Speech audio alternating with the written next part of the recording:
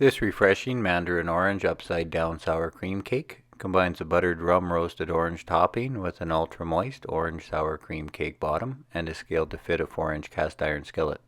To make the buttered rum orange topping, melt 10 grams butter and mix with 5 grams rum and 10 grams brown sugar.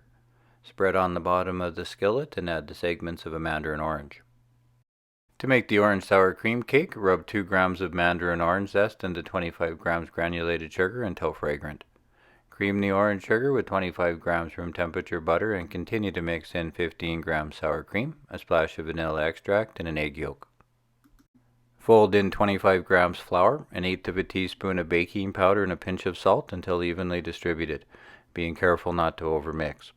Spread the batter on top of the orange segments and bake in a 350 Fahrenheit oven for about 25 minutes. The orange upside down cake is done when the center has domed and a toothpick test comes out clean. Wait about 10 minutes or until the skillet is cool enough to handle. Use a small palette knife to free the cake from the top and sides, then invert it onto a plate. Serve with a scoop of ice cream.